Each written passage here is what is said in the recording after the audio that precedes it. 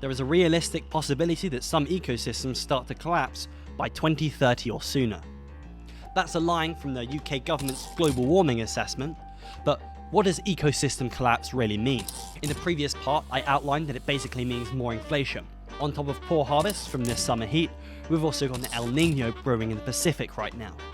This means the water surface temperature heats up and retains that heat for a really long time, and that massively disrupts weather patterns, and that stuff will pop up more so next year, which could mean 2 bad harvests in a row. Then when an ecosystem collapses, like the Amazon maybe, that could basically turn it into the Savannah Desert. The countries relying on it for food could very well go to war for more resources. The Amazon would also no longer be able to soak up CO2 and will probably be releasing CO2 as it collapses, which then speeds up other ecosystems collapsing and releasing CO2. So yeah, things will get worse faster and faster. So speed is of the utmost importance. Otherwise we'll be dealing with the consequences while we have to solve the problem. It's much easier to solve a problem when you don't have the weight of an anvil on your dick. We cannot be slow and wasteful, like how HS2 has cost us £103 billion and will have taken us 27 years if they do actually finish it in 2039. And they're even half the length it was going.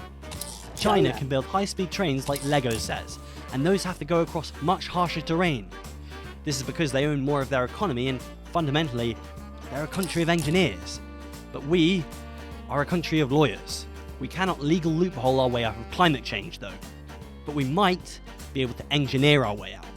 We need to subsidise our universities again, reduce student debt, some kind of government job guarantees for anyone that's got close to the right skill sets that we need. We can be a bit more Chinese without having to copy all the surveilling state stuff. That's how the Roman Empire lasted so long. They were really f***ing good at copying other states when they needed to. And even Franklin D. Roosevelt had a federal job guarantee to get the US out of the Great Depression. With more engineers at all levels of government, we could prepare houses for the climate to come.